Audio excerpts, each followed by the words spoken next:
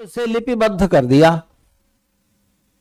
लिख दिया, और पीढ़ी दर पीढ़ी, जनरेशन टू जनरेशन वो लिखे हुए शब्द हमारे सामने आंखों से हम पढ़ते हैं और श्री कृष्ण के विचारों से सीधे जुड़ जाते हैं।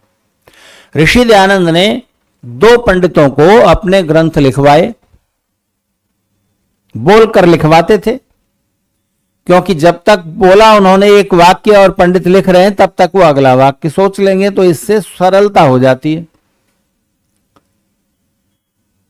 लिखो तो एक वाक्य लिखा तो अगला वाक्य लिखने के लिए थोड़ा रुककर सोचना पड़ेगा, तो सोचने में समय गया, तो वो समय बचता है, तो वो लिखवाते थे बोलकर। तो पंडितों ने सत्यार्थ प्रकाश के प्रथम संस्करण में कुछ गड़बड़ियां भी कर दी, तो इसलिए फिर दोबारा दूसरा संस्करण उनको लिखवाकर प्रकाशित करना पड़ा। वो पहला संस्करण इतना उसमें गड़बड़ हो गई थी कि उस पूरे संस्करण को कैंसिल किया ऋषि दयानंद ने, अखबारों में विज्ञापन दे करके तो सारी प्रतियां कैंसिल कर दी और दोबारा से फिर उसको छापा। तो जो हम पढ़ रहे हैं और जो हम सुन रहे हैं, इन 2 इंद्रियों से जैसा आप बार बार पढ़ रहे हैं, जैसा आप बार बार सुन रहे हैं, वैसा ही चित्त पर संस्कार अंकित हो जाएगा। तो हमारे मन की जो बनावट है उसको हम अपने नए प्रयास से, नए संस्कारों से काफी हद तक उसको बदल सकते हैं, सुधार भी सकते हैं, बिगाड़ भी सकते हैं। अगर कोई व्यक्ति कायर स्वभाव का है और साहसी होना चाहता है, क्रोधी स्वभाव का है और शांत स्वभाव का होना चाहता है, तो यह संस्कारों के परिवर्तन से संभव है। आखिर संस्कार ही तो है तो जिनकी वजह से वो ज्यादा गुस्सा करता है। जब भगवान श्री कृष्ण दुर्योधन को समझाने के लिए गए कि देखो ये अधर्म है, ये अनुचित है, ये मत करो, भाइयों को उनका हिस्सा दे दो, तो दुर्योधन ने कहा श्री कृष्ण से कि जानामि धर्मम नच में प्रवृत्ति, जानाम्य अधर्मम नच में निवृत्ति, केनापि दैवेन हृदय स्थितेन यथा नियुक्तोस्मि तथा करोमि। श्री कृष्ण मुझे मत समझाओ कि धर्म क्या है, अधर्म क्या है। मैं जानता हूं कि धर्म क्या है, लेकिन मेरी धर्म की ओर प्रवृत्ति नहीं होती, और मैं जानता हूं कि अधर्म क्या है, लेकिन मेरी उधर से निवृत्ति नहीं होती। अंदर कोई ऐसा बैठा हुआ है कोई जो मुझे बलपूर्वक अधर्म की ओर चलने के लिए धकेलता हो जैसे। तो कौन बैठा हुआ है अंदर? वही संस्कारों का पुंज, जो बार बार करते करते और पाप को, अधर्म को समर्थन देते देते वो संस्कार चित्त पर अंकित हो गए। ध्यान दीजिए, केवल पाप करने से ही मन पर गलत संस्कार नहीं पड़ेंगे, पाप को समर्थन देने से भी होंगे। महाभारत के एविडेंस के अनुसार दुर्योधन के शासन में अकेले हस्तिनापुर में 10,000 वेश्याएं कार्यरत थीं। सैनिकों को छूट थी, किसी की भी सुंदर लड़की लगे उठा लाओ। तमाम जगह जुआ खेलने के अड्डे थे, शराब की धाराएं बहती थी। आखिर श्री कृष्ण को क्या पड़ी थी कि कौरवों का विनाश करें? श्री कृष्ण को पांडवों से कोई बहुत दोस्ती है और दुर्योधन से किसी वजह से वैर है, ऐसा कुछ नहीं है। वो केवल अकेले श्री कृष्ण है जो महाभारत का युद्ध अत्याचार और पाप की समाप्ति के लिए लड़ रहे हैं, उनका कोई स्वार्थ नहीं है। पांडव लड़ रहे हैं अपने राज्य की प्राप्ति के लिए, श्री कृष्ण को कोई राज्य से लेना देना नहीं है, उनका तो प्रजा से लेना देना है। जनता में अत्याचार नहीं होने चाहिए, और अत्याचारी अन्यायी शासक की समाप्ति एक क्षत्रिय का कर्तव्य है। तो जो पाप को समर्थन दे रहा है उसका पाप बड़ा हो जाता है, और खास तौर से तब जब उसके हाथ में शक्ति है। तो इसलिए महाभारत का ही एक मैं आपको उदाहरण दूंगा। महाभारत के अनुसार, वेदव्यास जी के अनुसार, अगर किसी देश में कोई व्यक्ति पुण्य करता है, व्यापार में सच्चाई का आश्रय लेता है, दूसरों को सुख पहुंचाता है, दान पुण्य करता है, तो उसका 6ठा हिस्सा राजा पर पहुंच जाता है। कितना? 6ठा हिस्सा।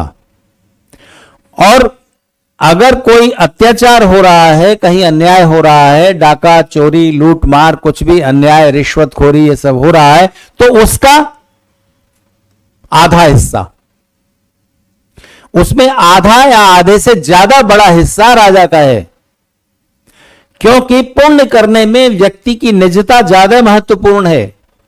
फिर भी व्यवस्था है, एक सुंदर शासन है, तो आप निर्द्वंद्व भाव से, सच्चाई, ईमानदारी से व्यापार कर पाते हो। अगर व्यवस्था, सिस्टम ही गलत है, तो आप कुछ भी कर लो, आपको रिश्वत देनी पड़ेगी। आपको मैं एक उदाहरण देता हूं। मेरे पिताजी स्वतंत्रता सेनानी थे और इसकी उन्हें पेंशन मिलती थी। उनका देहांत हो गया तो पेंशन माताजी के नाम ट्रांसफर हो गई। तो पेंशन के पैसे बैंक में आते थे सरकार की ट्रेजरी से और बैंक में इकट्ठे होते गए। माताजी को ध्यान नहीं रहा, वो पैसे जब बहुत इकट्ठे हो गए, साल भर की पेंशन उन्होंने निकाली नहीं, तो उसको फिक्स डिपॉजिट कर दिया बैंक में। तो वो अपने मन से कभी पैसा निकाल के किसी को दान कर देती थी, कोई गरीब विद्यार्थी, उसकी सहायता, ये सब उनकी अपनी इच्छा से होता था। तो कुछ फिक्स डिपॉजिट थे, उसका इंटरेस्ट भी जुड़ा, तो इनकम टैक्स का नोटिस आ गया, ये पैसा कहां से आया, इसका हिसाब दीजिए। तो मैं उनको साथ लेकर के एक चार्टर्ड अकाउंटेंट के पास पहुंचा एटा में। तो उन्होंने कहा कि देखिए, अब ये मुश्किल तो हो गई, इतने दिनों से या तो 15H का फॉर्म भर के देना चाहिए था या इनकम टैक्स की रिटर्न फाइल करनी चाहिए थी। अब इनकम टैक्स की रिटर्न फाइल नहीं हुई है, तो इसका हिसाब और अब सब पिछले 20-25 साल का वो हिसाब देखेंगे, आपको परेशानी होगी। तो आप ऐसा करो, 5,000 रुपए दे दो, मैं इनकम टैक्स ऑफिसर से मिल लूंगा और सब काम साफ हो जाएगा। तो माताजी ने कहा कि स्वतंत्रता सेनानी की पेंशन है, मैं इसको इस तरह रिश्वत देने की उसमें खर्च नहीं करूंगी।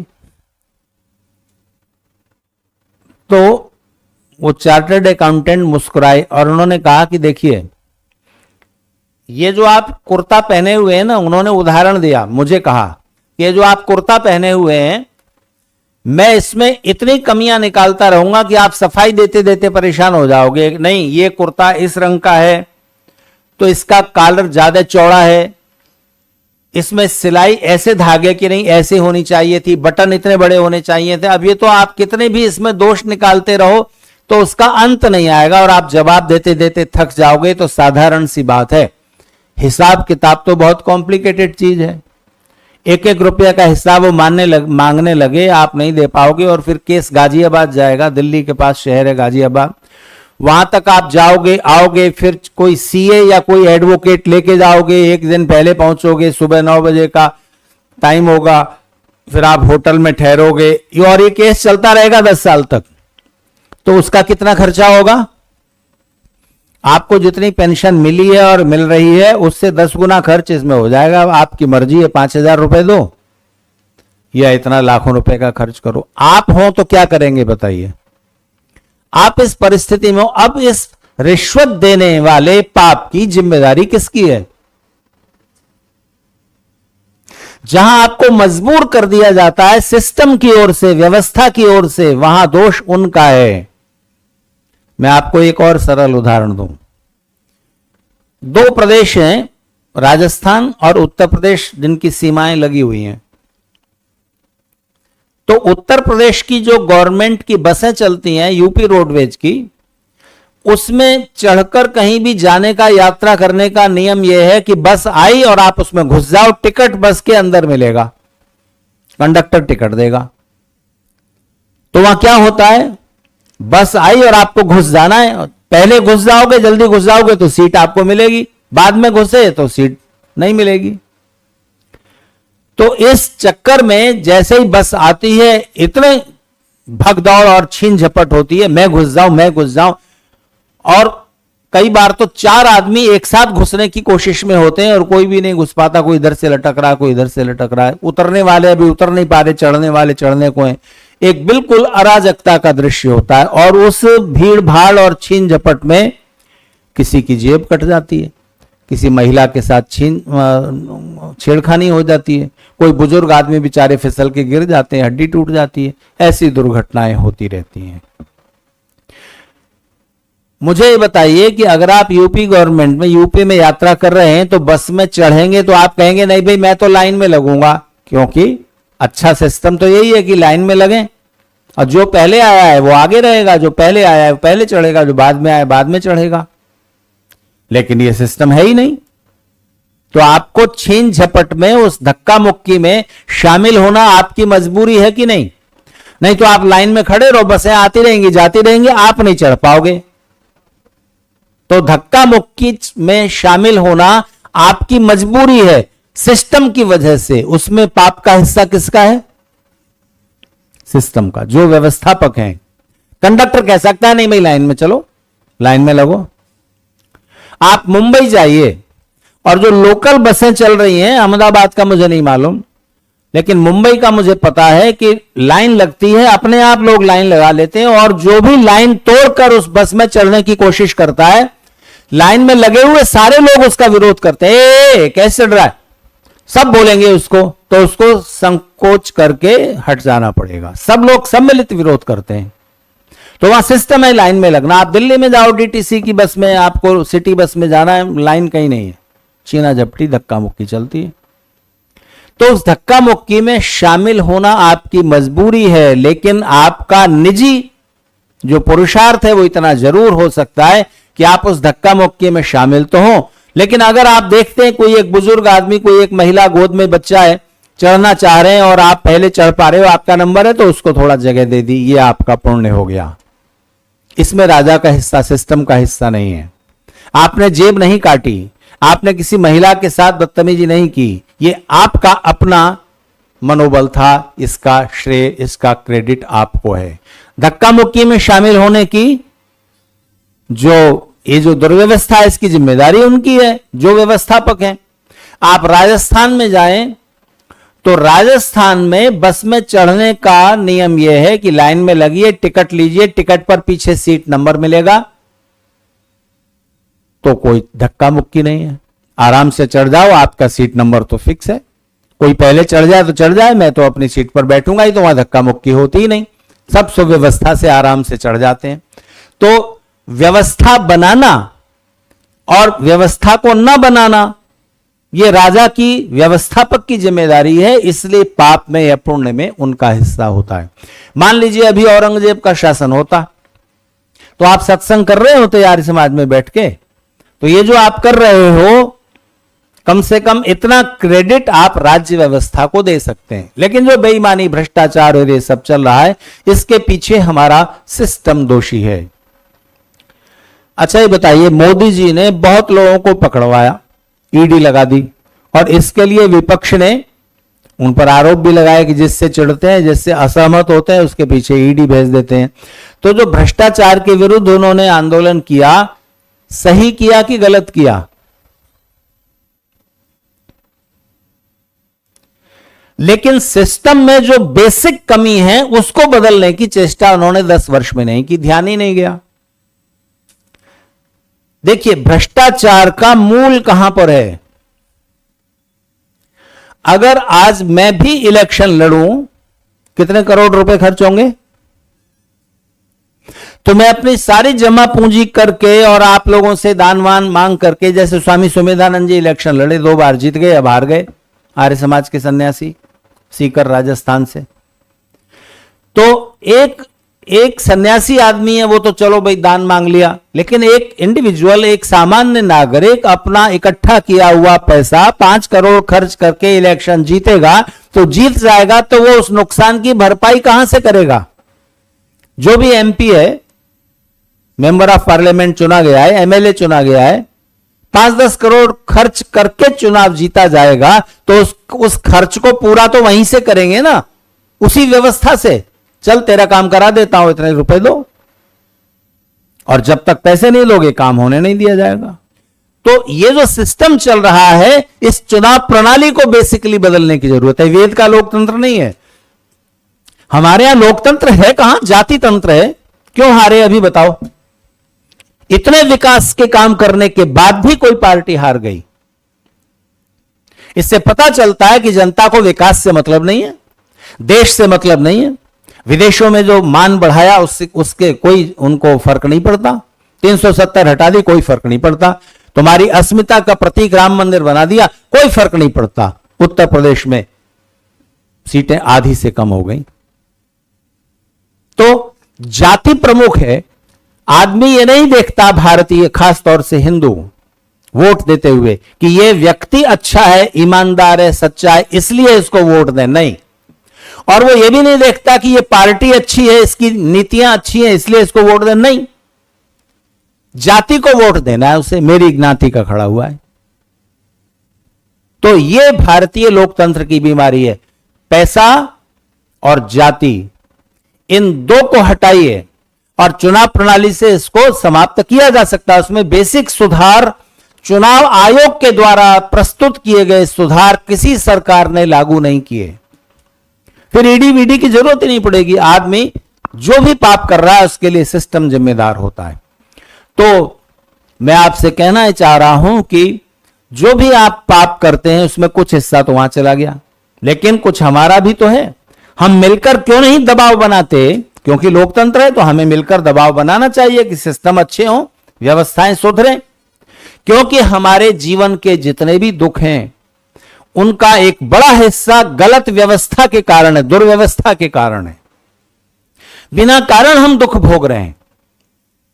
मुझे आप बताइए कि एक आदमी अहमदाबाद के पूर्वी कोने में रहता है और उसका काम पश्चिम के आखिरी सिरे पर है, घर उसका वहां है, और एक आदमी पश्चिमी सिरे पर रहता है और काम उसका पूर्वी सिरे पर है। वो वहां से वहां जा रहा है रोज सुबह उठ करके और शाम को वापस लौट रहा है। उधर वाला आदमी उधर जा रहा है। ये अहमदाबाद में है कि नहीं मुझे नहीं मालूम, दिल्ली में तो है। एक तरफ है नोएडा उत्तर प्रदेश की तरफ, दूसरी तरफ है गुड़गांव हरियाणा की तरफ। नोएडा का आदमी गुड़गांव जा रहा है नौकरी करने और गुड़गांव वाला नोएडा जा रहा है। दोनों के 3 घंटे का टाइम रोज खर्च हो रहा है, जिंदगी बेकार हो रही है। आखिर समय ही तो जीवन है। तो दुर्व्यवस्थाओं की वजह से हम दुखी हैं। हर शहर में इतना ट्रैफिक, इतना सारी भागदौड़, प्रदूषण, ये सब हमारा क्रिएट किया हुआ है, ईश्वर की ओर से नहीं है। तो ये सब हम कुछ अनजाने पाप करते रहते हैं या व्यवस्था की वजह से करते हैं। संस्कार उनके भी पड़ते हैं और जो जानबूझकर किया गया उसका संस्कार ज्यादा प्रबल होगा।